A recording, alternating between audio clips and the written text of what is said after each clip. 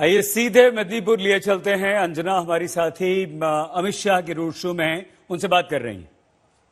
तो बंगाल का संग्राम चरम पर है और ऐसे में हम इस वक्त मौजूद हैं मिदनापुर में, जहां पर गृह मंत्री अमित शाह अपना ये रोड शो कर रहे हैं। ये नजारा आपको दिख रहा है, गुलाब की पंखुड़ियों के बीच गृह मंत्री अपने तरीके से पूरे संग्राम को लोगों के बीच में पहुंचा रहे हैं। अमित शाह जी, ये भीड़ देखकर तो साफ है कि एक विकल्प के तौर पर आप उभर गए हैं, लेकिन यहाँ से सत्ता तक के लिए आप कैसे आश्वस्त हैं कि कुर्सी बंगाल की मिलेगी? देखिए, हमारा जो घोषणा पत्र आया है वो बंगाल की जनता की आकांक्षाओं की पूर्ति करने वाला घोषणा पत्र है और भारतीय जनता पार्टी का संकल्प पत्र पूरे देश की जनता गंभीरता के साथ लेती है। हमने घुसपैठ मुक्त बंगाल का वादा किया है, भ्रष्टाचार मुक्त बंगाल का वादा किया है, महिला सुरक्षा से युक्त बंगाल का वादा किया है। हमने सोनार बांग्ला की कल्पना की है, जिसमें बंगाल के सांस्कृतिक वैभव को पुनः एक बार हम आसमान को छूने तक ले जाएंगे। और मैं मानता हूं जिस प्रकार की अराजकता यहां पर हुई है, तुष्टीकरण ने अपनी सारी सीमाएं लांघ दी है। बंगाल की जनता, आप देखिए, इतने छोटे से टाउन में हजारों लोग रोड से में उमटे हुए हैं। यही बताता है कि बंगाल की जनता परिवर्तन के लिए तैयार है। यहाँ 200 से ज्यादा सीटों के साथ भारतीय जनता पार्टी की सरकार बनने। तो आप कह रहे हैं कि अभी भी 200 सीटों पर आप अटके हुए हैं, अब तो कुछ ही दिन में वोटिंग होने वाली है। मेरा अगला सवाल आपसे यह है कि क्या सीएए को लेकर मन में कोई दुविधा है? वरना हर जगह आप नहीं दहाड़ रहे थे, मैनिफेस्टो के दिन कह दिया कैबिनेट का पहला फैसला होगा, और कांग्रेस कह रही है सर कि आप असम में कुछ और कहते हैं और यहाँ पर कुछ और कहते हैं। देखिए, सीएए के बारे में हमने स्पष्ट करा है कि बंगाल के अंदर और देश भर में जो करोड़ों शरणार्थी हैं, उनको नागरिकता का सम्मान भारतीय जनता पार्टी की सरकार देगी। और ये हमारा सभी शरणार्थियों से एक अटल वादा है। आप कहते हैं कि आप घुसपैठियों को, बांग्लादेशी घुसपैठियों को हटाएंगे, उसकी वो कैसे होगा सर? उसके लिए क्या है?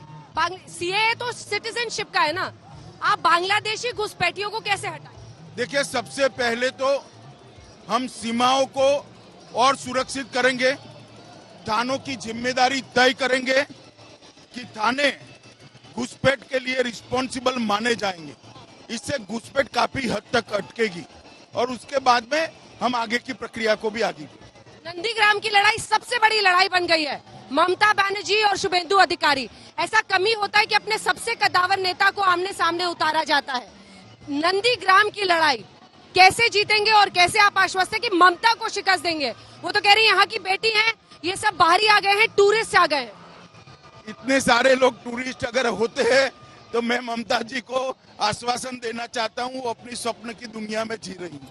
लेकिन क्या ये बाहरी वाला एक मुद्दा है अमित जी, जो आपको लगता है थोड़ा सा कहीं बैकफुट पर आपको डाल रहा है? बंगाली भाषा को हम हर जगह लागू करेंगे, आपको ज्यादा असर्ट करना पड़ रहा है कि हम बंगाल के लिए सब कुछ नहीं। बंगाल का मुख्यमंत्री बंगाल का ही धरती पुत्र बनेगा, कोई बाहरी बन ही नहीं सकता। मैनिफेस्टो आपने जारी किया, इस पर क्या एक गुजराती आए और उन्होंने मैनिफेस्टो जारी कर दिया, क्या जवाब हो? देखिए, ममता जी समझ नहीं रहे कि भारतीय जनता पार्टी राष्ट्रीय दल है, तो हमारा दल हर राज्य में चुनाव लड़ता है, इससे कोई बाहरी नहीं हो जाता। बंगाल, गुजरात में जो बंगाली रह रहे हैं वो भी बाहरी नहीं है, यहाँ पर जो लोग आ रहे हैं वो भी बाहरी नहीं, सारे भारत के लोग हैं। जहाँ तक बंगाल के मुख्यमंत्री का सवाल है, बंगाल का धरती पुत्र ही बंगाल का मुख्यमंत्री बने। आज पुरुलिया में सर उन्होंने रैली में अपने चोट की बात फिर छेड़ी और कहा कि बीजेपी मुझसे डरती है, मेरे पैर ठीक थे, वो भी मेरे पैर शब्द कर दिए। उन्होंने ये शब्द कहा है, साजिश रची है ताकि मैं निकल ना पाऊं, लेकिन मैं फिर भी लड़ूं। मुझे लगता है कि उन्होंने अपनी मेडिकल रिपोर्ट सार्वजनिक करनी चाहिए। मेडिकल रिपोर्ट में क्या सार्वजनिक किया? क्या कह रहे हैं? मेडिकल रिपोर्ट में क्या सार्वजनिक किया? सार्वजनिक करनी चाहिए। करनी चाहिए आपको लग रहा है? चोट से क्या सियासी फायदा उनको मिलेगा सर? मैं नहीं मानता।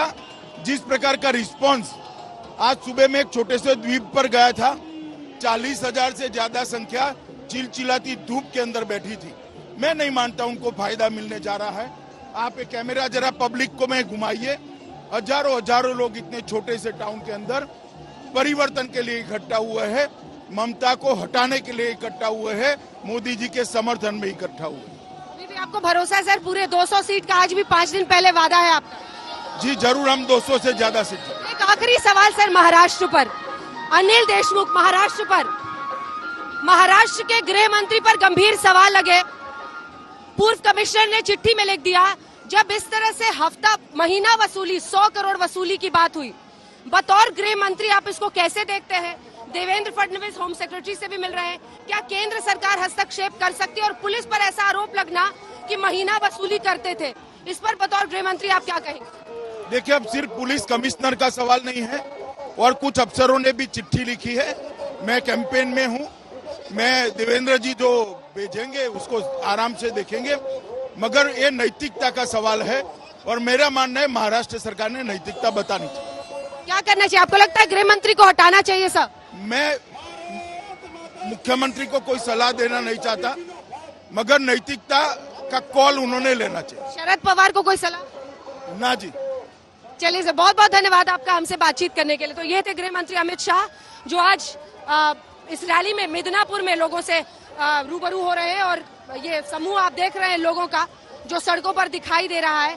और इसी के साथ उन्होंने एक बार फिर से कहा है कि 200 का जो हमारा वादा है, वो 200 का टारगेट हम पूरा करेंगे। कैमरामैन हितेश के साथ अंजना कश्यप।